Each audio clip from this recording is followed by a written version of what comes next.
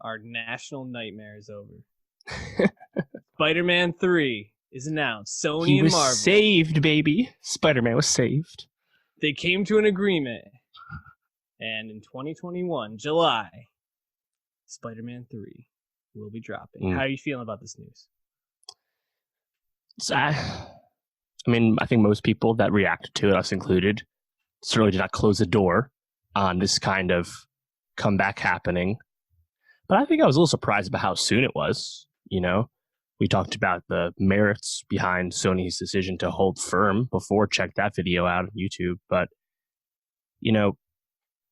I guess Disney probably was the one who was probably a little more desperate about it, to be honest, because we know the deal was 25% financing for 25% of a cut. Disney originally was pushing for 50-50. So that's probably a win in Sony's book, in my opinion. But I was actually most surprised just about how soon it's going to be, because when we talked about the Marvel Phase 4, MCU Phase 4 announcements out of San Diego Comic-Con, later D23, we remarked that 2021 already had 3 movies. And now there's 4 MCU entries for the first time in 1 year. That's a lot. We also have 2 DC movies that year as well. It's a lot of superhero movies in like a 7-month span. But Feige was a big fan of the Spider-Man character, and I think he just wanted to get it done. But man, he's going to be busy. Yeah, he's got a lot going on, and it's going to be weird because we had the longest layoff without a Marvel movie in the last decade, and then it's just going to ramp up, and it's going to be pretty much Marvel all the time in your face through the end of 2021. So that's right. They have all the shows really in 2021 as well. I forgot. I think they have 4 TV shows. Yep. On Disney Plus, as well as all the movies. Yeah, ton of shit. So it's going to be interesting to see how all that plays out. And you mentioned Kevin Feige being a busy guy. It's going to be even busier because Disney has tapped him to direct a Star Wars movie in the future. And you have to imagine that this also includes him in some way shaping the Star Wars cinematic universe moving forward.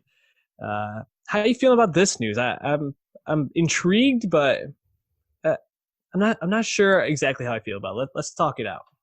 Yeah, I think there's 2 sides to it. And depending on what you want out of Star Wars moving forward, probably depends on what side you're on. Kevin Feige, certainly the most successful film producer of the last few decades, at least, is best at kind of commanding a brand, weaving things into it, but keeping a tone, a feel, a look pretty consistent throughout. That's really why the MCU is as successful as it is. It's just really accessible and familiar most of the time. Of course, and then when things are less familiar, that's why we get so excited about them. Black Panther, Ragnarok, for example. Now, there's a bad side to that. We know that MCU or Marvel Studios in particular has been not the best place for directors. They kind of want more ingenue, up-and-coming directors that they can kind of meld and shape and point in the direction they want. Look at Captain Marvel, look at Ant-Man, of course, Edgar Wright dropping out. Lots of instances of this. Doing that kind of wholesale unification approach to Star Wars is interesting just because that has not happened. You can start with the original trilogy, right? Original trilogy, George Lucas doesn't even direct them at the end. It's Irvin Kershner, right? And Lawrence Kasdan has a much bigger influence at the end. And the prequels, that's all George. And these new ones, we know, of course, JJ the first one, Rian Johnson the second one, much different tone, much different structurally, narratively, what it values, what it doesn't. Meanwhile, Rogue One, Gareth Edwards is effectively fired for the third act. Tony Gilroy comes in to finish it off to make the product better. And then even more extremely, Solo, of course.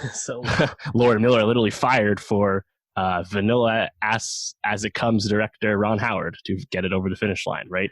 So I still want to see that Jim Carrey-esque Han Solo impression. I need to see it. It's like the Snyder cut, man. Put it out. So with that in mind, I guess a lot of people, and perhaps Disney, maybe the shareholders, this is probably how they're feeling about it.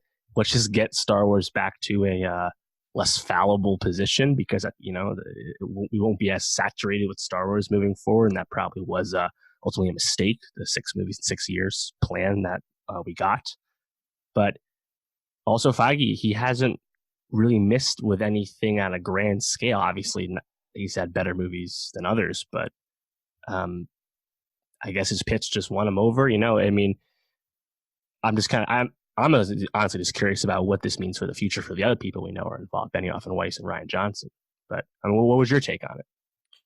Yeah, I'm excited because I think there's real potential here for this next phase of Star Wars post Skywalker story, which we're being told is wrapping up after Episode 9, to be really interesting and to be Marvel-esque.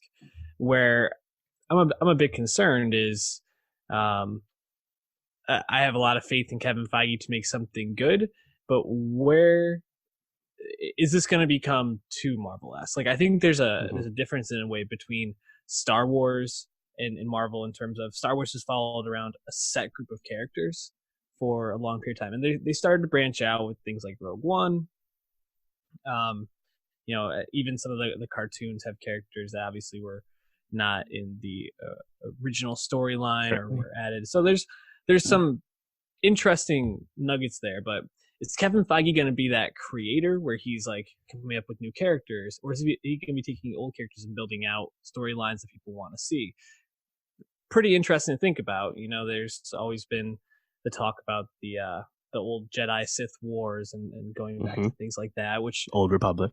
Yeah, the Old Republic could be a really interesting time frame, but what Feige had coming into Marvel was he had these set group of superheroes who were certainly not as popular as they are now when he took it over, and he built them up as characters. But he had these already pre-established characters. Can he either take the IP from Star Wars or create new IP for Star Wars that's as interesting as Marvel? I'm not super sold on it, but right. I'm intrigued. I want to see where it goes, because Feige, he's good at weaving the shit in. If you're taking a character or two from this galaxy, and then they have to team up with characters from this galaxy, and you can have these sorts of movies, it could be potentially really, really fascinating.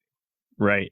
And I mean, I think for any adult fan of Star Wars, whether they were an adult fan back in the day or now, has always seen Star Wars as like the ultimate sandbox when it comes to IP. There's so much potential for things to be done there. And we've seen a lot of that in the video games, and the comics, and the books, and we expect great things of the Mandalorian in this respect. But the Skywalker focus throughout the films maybe has held it back in terms of just truly getting weird and truly, just exploring other stuff. And I think in a certain sense, Feige will be exploring new things because as you said, we're being told that we'll be leaving this era behind. I mean, I still don't know how easy that is to believe until we really get it, of course. And, Benioff and Weiss did sign that big Netflix deal.